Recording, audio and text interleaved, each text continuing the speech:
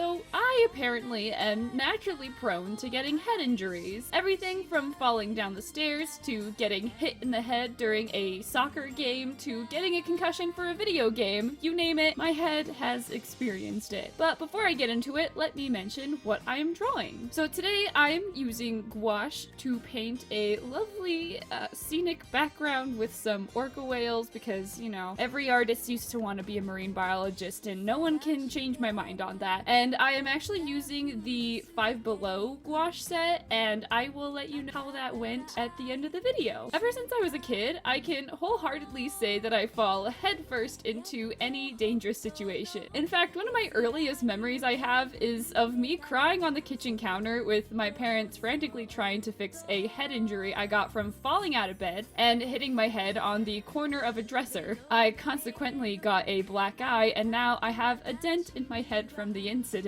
I used to fall down the stairs so often it became a near monotonous occurrence in my house. The funniest time I can remember was Easter Sunday, and I was playing with my pink bunny rabbit puppet I had gotten in my Easter basket when I slipped, fell down the stairs, and my sister was around the corner, and from the bottom of the stairs, as she looked up at the staircase, all she saw was the pink bunny. So from her perspective, the bunny puppet had made all of the noise just by falling down the stairs, until I stood up with the bunny still attached to my hand, and she burst out laughing at the thought of the bunny having fallen down the stairs with me seemingly attached. Another time, I was also with my sister and a few of her friends playing soccer, and I had just gotten my ears pierced, which normally wouldn't matter, but when her friend had kicked the ball and the wind started guiding it like directly towards my face, I ducked to the side and it hit me right in the ear, and the force of the soccer ball ended up cutting my head using the earring, essentially. I do this funny thing where when I'm in extreme pain, I black out. So after I got hit, I blacked out and fell to my knees and was super dizzy. Luckily though, I have a very sturdy skull, and I didn't get a concussion that time. I did, however, get a concussion for a video game, Star Fox Assault to be precise. I had really been wanting to get back into video games last summer, and I figured I would start with two of my childhood favorites, Super Monkey Ball and Star Fox Assault. I had just bought Super Monkey Ball at a con a few months prior, so you know, I wanted the other one, the Star Fox game, you know? But I was having trouble finding Star Fox. And so I was searching high and low for the elusive game that, you know, wasn't $1 million, and I found an ad posted on Facebook Marketplace for only 20 bucks. I mean, come on, you really couldn't find a better deal if it hit you in the head. So I messaged the guy and we made plans to meet in a public spot at his apartment complex the next morning, and I was absolutely stoked. So I show up and meet Peter, the guy I was buying from, and we started chatting, and it turned out he was actually an animation student at the college nearby. So you know I have to talk to him about movies and TV shows and upcoming animation projects that haven't been released yet, the whole 9 yards. And then Peter starts to talk about how he really hasn't been enjoying the newer live-action Disney movies. And if you know me in real life, you know that I absolutely hate the movie Cruella. I have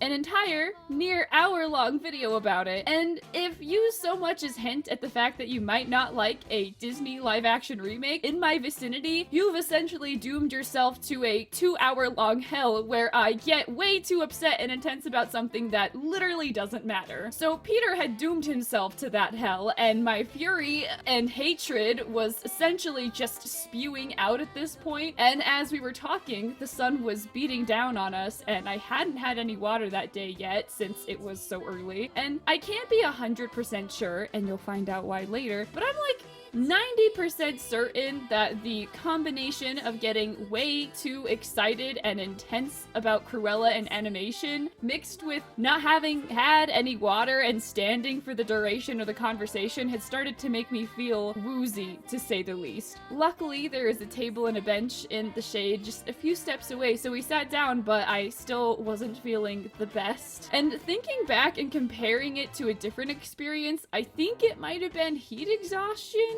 I started coughing and feeling just generally terrible. All of a sudden, I was like desperately wanting to be inside of an air-conditioned building. I was sweating and I was shaking. It didn't exactly feel like hot. So I asked Peter if there's any AC around because I'm not feeling too great. And we had actually met right outside of the public laundromat and we started to walk the few steps to the door. And I don't know if I started wobbling or what because Peter offers me his arm to hold on to and I grab it and hold on for dear life. And just as we're walking into the building, I black out and fall to the floor, smashing it on the hard concrete. 0 out of 10. Would not smash my head on concrete again. And the hit from the concrete actually woke me up to the point where I can hear what's going on, but I couldn't see yet. Peter is freaked out. His exact words being, "Oh my gosh, do I need to call an ambulance?" And for my USA besties, that's not happening because I want to stay debt-free. So as soon as I hear those words, I shoot up and yell, "No!" And by this point, my vision wasn't black anymore, and I was starting to process things regularly again. To be fair to the situation, everything only happened in like a span of 3 seconds, so it didn't seem too crazy, but I don't think I'm the best judge of character for that. Poor Peter is a little freaked out, and I would be too if the roles were swapped, and he starts asking if I have a concussion, and I'm like,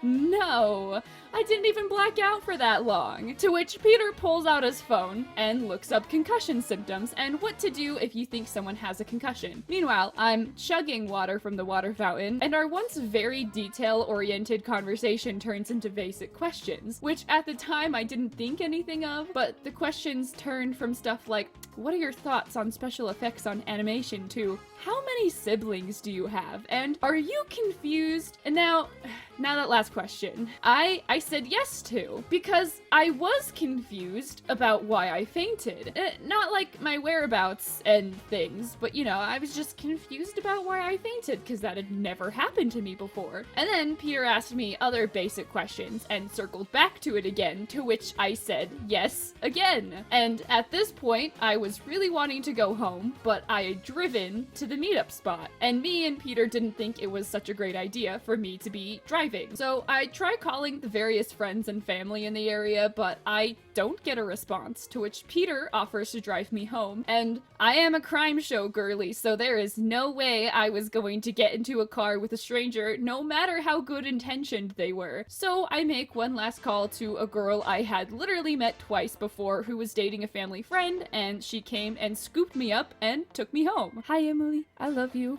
Guys, I don't know what I was saying, but she also stayed with me, talking to me for a really significant amount of time. And me being an extrovert just thought I was really good at having conversations. I was like, I am just so good at talking to people, like, yeah. Eventually, I was convinced to go to a doctor by my spouse when he got home, and they did a bunch of tests on me to try to figure out why I fainted, and they told me everything was fine. Everything was fine. You fainted? Nah, man, it's all good. It's great. It's fine. And then, because it had been a minute since the fall, they couldn't even tell me if I had a concussion or not. But you know what they did do? They gave me a Google printout sheet of concussion symptoms and told me if I had like 2 or more of them, then I did have a concussion. So that was neat. Thanks, American healthcare system. It sure wasn't a waste of everyone's time to tell me to just Google it in the end. And, you know, I'm gonna say it. It was totally worth it to get Star Fox Assault. Alrighty, and then I did want to mention how the Five Below gouache worked out. They were terrible. They were super streaky. They were super gunky. I had to add a bunch of water just to make it, like, malleable. And what happened is, because I was adding a bunch of water to the Five Below gouache set, it ended up buckling the paper. And so I don't know if you saw in the video, but in the video, I ended up using my Walmart gouache, which you wouldn't expect to be very great quality. But the Walmart gouache, I would say, is perfectly fine. And now, I've never used like actual professional gouache, but out of the two, the Five Below And, you know, the Walmart, I recommend getting the Walmart because A, there's more colors, and B, something I didn't show in my Five Below gouache set is I didn't get green and purple, and instead I got 2 pink colors and 2 tan colors, and it was super frustrating because I did need green for this painting, and I also needed purple, and I didn't have them. So, you know, the Five Below, it comes in like a nice pretty case, but honestly I recommend just going for the Walmart in the end. So, and yeah, that's the video. Thank you so much for watching. I also have a comic on my Etsy page. It is part 1 of Puppy Love. Feel free to go check it out, and I will put the link in the description down below, and I'll see you in the next one.